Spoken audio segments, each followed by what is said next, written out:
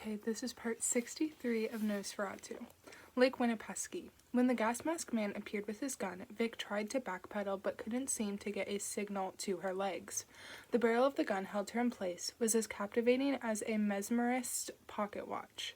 She might as well have been buried in the ground up to her hips. Then Mannix stood between her and the gunman, and the .38 went off, and Mannix's left ear tore apart in a red flash.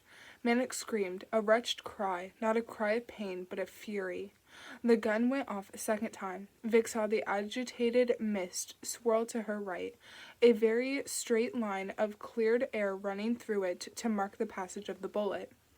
If you stand here one moment longer, he will shoot you to death in front of Wayne, her father told her, his hand in the small of her back. Don't stand here and let Wayne see that.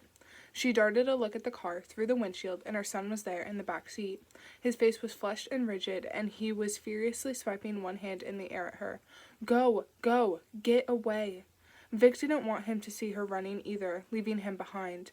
All the other times she had failed him before were nothing to this final unforgivable failure. A thought lanced through her, like a bullet tunneling through mist. If you die here, no one can find Mannix. Wayne, she shouted, I'll come. Wherever you go, I'll find you. She didn't know if he heard her. She could hardly hear herself. Her ears whined, shocked into something close to deafness by the roar of the gas mask man's .38. She could barely hear Mannix yelling to shoot her already. Her heels squeaked in the wet grass as she turned. She was moving at last. She lowered her head, grabbing at her helmet, wanting it off before she got where she was going. She felt comically slow, feet spinning furiously beneath her, going nowhere, while the grass bunched up under her in rolls like carpet. There was no sound in the world but for the heavy drumming of her feet on the ground and her breath, amplified by the inside of the helmet. The gas mask man was going to shoot her in the back, bullet in the spine, and she hoped it killed her, because she did not want to lie there, sprawled in the dirt, paralyzed, waiting for him to shoot her again.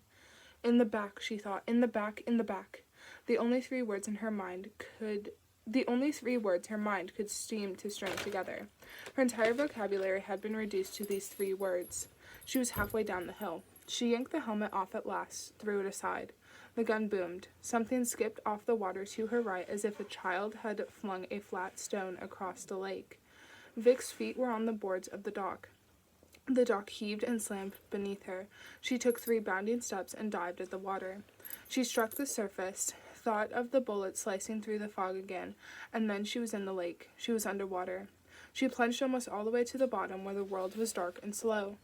It seemed to Vic that she had, only moments before, been in the dim, green, drowned world of the lake, that she was returning to the quiet, restful state of unconsciousness. The woman sailed through the cold stillness. A bullet struck the lake to her left, less than half a foot from her, punching a tunnel in the water, corkscrewing into the darkness, slowing rapidly. Vic recoiled and lashed out blindly, as if it could be slapped away. Her hand closed on something hot. She opened her palm, stared at what looked like a lead weight for a fishing line. The disturbed currents rolled it out of her hand, and it sank into the lake, and only after it was gone did she understand she had grabbed a bullet.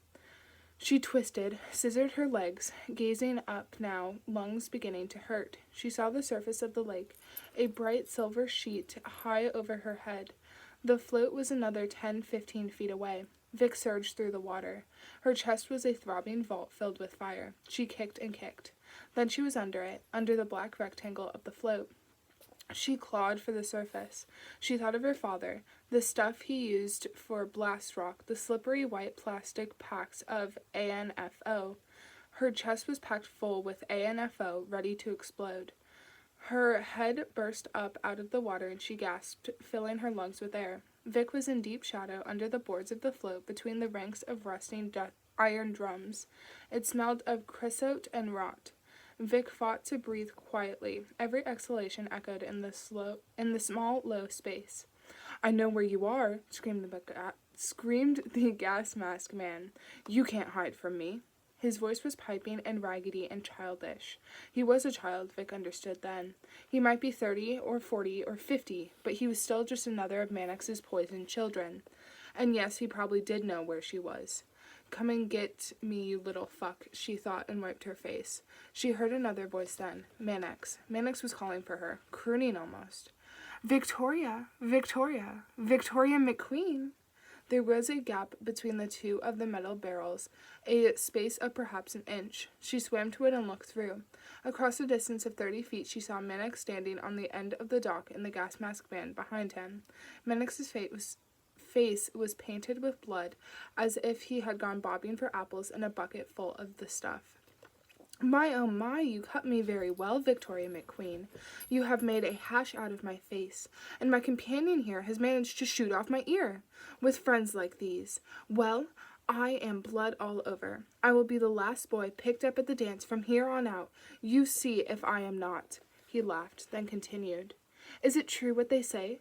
Life really does move in very small circles. Here we are again, you as hard to keep hold of as a fish.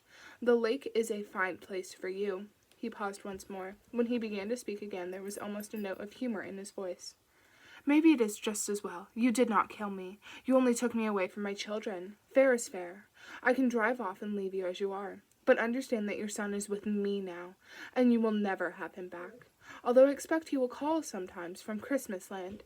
He will be happy there. I will never hurt him. However you feel now, when you hear his voice again, you will see how it is. You will see it is better that he is with me than with you. The dock creaked on the water. The engine of the Rolls-Royce idled. She struggled out of the soggy, heavy weight of Lou's motorcycle jacket. She thought it would sink straight away, but it floated, looking like a black, toxic mess. Of course, maybe you will be inclined to come and find us, Mannix said. His voice was sly. As you found me before. I have had years and years to think on the bridge in the woods. Your impossible bridge. I know all about bridges like that one. I know all about roads that can only be found with the mind. One of them is how I find my way to Christmasland. There's the night road, and the train tracks to the orphan hedge, and the doors to Midworld, and the old trail to the treehouse of the mind. And then there's Victoria's wonderful covered bridge. Do you still know how to get there? Come find me if you can, Vic. I will be waiting for you at the House of Sleep. I will be making a stop there before I arrive in Christmasland. Come find me, and we will talk some more. He turned and began to clump back up the dock. The gas mask man heaved a great unhappy sigh and lifted the .38, and the gun burped flame. One of the pine boards above her head snapped and threw splinters. A second bullet zipped across the water to her right, stenching a line in the surface of the lake. Vic flung herself backward, splashing away from the narrow crack through which she had been spying. A third bullet dinged off the rusted stainless steel ladder. The last made a soft, unremarkable plop right in front of the float. She paddled, treading water. Car doors slammed. She heard the tires crunching as the cars backed down across the yard, heard them thud over fallen fence rails. Vic thought it might be a trick, one of them in the car, the other one, the gas mask man, remaining behind out of sight with the pistol. She shut her eyes. She listened intently. When she opened her eyes, she was staring at a great hairy spider suspended in what was left of her web. Most of it hung in gray shreds. Something, a bullet, all the commotion, had torn it apart. Like Vic, it had nothing left in the world it had spun for itself.